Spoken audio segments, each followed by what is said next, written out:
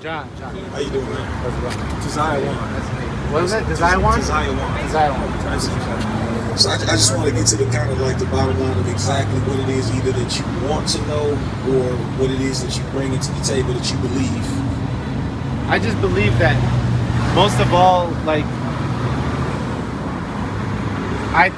if you adopt an ideology and you pretty much most of all worry about you being a good representative for everybody else, if you go out, you do you right by yourself, and regardless of upbringing, social circles, or whatever it is, you'll do all right.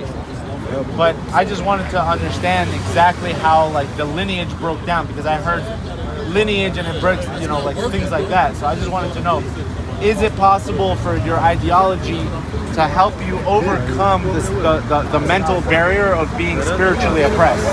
Because that's what it is. It's a spiritual oppression which causes the malfortune to come down to you. Correct? By definition, ideology is a study of principles of ideas, right? So, in other words, you're asking me is what we believe. Is it possible for what someone believes, doesn't necessarily have to be us, to help us and assist us to kind of help us kind of escape oppression, is what you're asking? Kind of. For me personally, I grew up in a very, very religious background. And I was also raised with the same thing. If you don't follow the words of the Bible and you don't do this, you'll have malfortune and all these things, right? I played into it, but then I just didn't want to be associated because I felt oppressed in my own religion, right? Yeah. So then I went out and I just, I started exploring, and then, whatever, you just do your thing. But then you associate with other people who weren't religious, but just had no moral values, so to say, or ethics. Then you go and you explore into their world, and there's a slingshot effect. When you haven't explored something, you want to delve into it, but you end up accelerating. You end up going in at such a fast speed that you fly past everybody that's their normal life. That you end up there and they're like, whoa, you're wilding out. So then I got caught up. I started doing a bunch of things. I got arrested, and then I heard, obviously I was in prison, so there are many points of view. There's Muslims, there's Jews, and I've never really met many Israelites, Christians, Catholics, now people who are now whatever, but then I was always like, God, please help me, please help me, please help me. I don't want to get 25 years. I don't want. But then it was something told me hey, you know what? Forget about God, forget about religion, forget about everything else. Just calm the fuck down. Believe that whatever's meant to be is meant to be. And in the end, keep your composure and just say I will not be I will create my own ethical code. Means I won't steal. I'm not gonna lie to people. I'm gonna do right by myself because I'm gonna sleep well at night. And even after I did my bid, and then after I left, I didn't really follow any religion, but I just held my own moral codes. So now, this is what you call a coping mechanism. That was a coping mechanism, right? It allowed you to be able to cope for the time, in order to be able to get through your time, get through your bid, right? And probably even get through certain aspects of things that have happened in your life, and maybe even things that are happening now in your life. This is the possibility of tapping into a new chapter. A few things I want to lay out. Number one thing that you got to understand is this is oppressive. This is going to be oppressive. This Bible and the laws of this Bible is very oppressive to those that do not want to follow suit. It is not and will not be oppressive to someone who deems this to be credible and worthy of listening and following, right? And sees that they can have success through implementing this within their lifestyle. It's not going to be oppressive to them, right? So when you talk about the word religion itself doesn't mean what you probably think it means and how people usually use it today. Religion is not necessarily what it's not what you believe. It's not ideology. Religion is actually a product of what your ideology or what your belief system is what you actually practice. Now, in the actual origin of the word religion, it literally goes into being restrained. We're literally restrained within certain practices. So this book is going to restrain you within certain practices. We have laws that say we have to do this, we have to do that, we can't do this, we can't do that, right? So that's the first thing. Now, in terms of but that's another form of oppression. It to those that don't want to follow this book.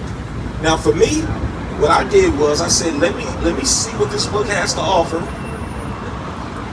If I deem it to be a good thing, then I follow it. If I deem that it's not a good thing, that it's untruthful, and that it won't get me any success, then I'll choose not to follow. You understand what I'm saying? So you have that choice just like everybody else has that choice. Now, what we're saying, we're tying it to not only ideology, but more so to an actual people, is what the brother was actually talking about earlier. So when you ask up top, like, okay, can anybody be Jews? No, not anybody can be Jews. They can call themselves Jews, but not everybody is actually physically a Jew or an Israelite, all right? So now, you mentioned a lot of different things that could be touched upon. You mentioned languages, so on and so forth. And you seem to be pretty well, read on a lot of different things. But one thing that you got to understand is the diaspora. If you don't understand the diaspora, it took everybody and try to kill the religion by spreading everybody apart and taking away from their core values. So even beyond that, here's the thing. I was talking to a sister that was sitting right there that was listening to us, and she looked at me and I said something before I got off the mic earlier. Said Kwam Yasharahla. And she said, what did you say? What did you say? I said, Kwam Yasharahla. Yeah, Kwam Yasharahla. And she said, what does that mean? I said, Rise Israel. And she looked at me, she says, well, I'm Mexican and Filipino. What language is that? Well, you would probably say that it's a dead language. We call it the Hebrew, the original, right? Right, so we've gone and done a little bit of studying on how the language was actually spoken, because there's a lot to bring out in accordance to that. Some people will say we're foolish for even thinking that we can bring out what's known as a dead language. But here's the thing, people have been speaking that language even unto this very day, and a lot of people don't know because they're speaking various different dialects of the same language. I know, it's like Ethiopia has like a very not even just Ethiopia, all throughout the Americas. Your people that you identify with, that you call Latinos, the term Latino literally comes from Latin. That's a language that was spoken under the Roman rule, right? When you guys were talking about what we call Spanish, if you were over in Spain, they look at you funny, like Spanish. There's all types of languages that are Spanish. This language in particular comes from the Castilian kingdom, which was a so-called black kingdom, a kingdom of the Moors. They were in power, and that language took precedence over other languages, and as a result, people over here, they began speaking that language because those that represented Spain at that time, because there's a lot of things happened, it started being expulsions of the Jews all over the place. So-called white people started basically stepping in the place of these so-called black people and so-called people of color, our people, right? And said, well, now I'm the Jew. I speak the language. Yeah, they were speaking the languages because they were amongst the various different places and kingdoms with us. What's the motive? What motive? What was the motive for the white man to adopt the motive? The ideology and religion, and then... You ever heard of the Renaissance era? Yeah. That catapulted his motive. His motive was to deceive the world and to get the world to forget, first and foremost, who the real Israelites are, so-called black, so-called Latinos, as we call ourselves today. We're the original people. The whole world knows this except for us. We're just now getting the whip of it. And it's no way, I haven't found anybody today that can definitively say anything other than that. A couple of years ago, everybody would be like, yeah, I'll debate that. Nobody's trying to debate it. Where did it come from? Where did it come Abraham? from? It came from the truth. The truth in this earth. Now, when you say where did it come from, you're talking about what's the lineage, the actual lineage. You know the lineage. I don't have to go back to that, but I can go to it if you want. From Abraham, right? From Abraham to Isaac to Jacob, whose name was changed to Israel.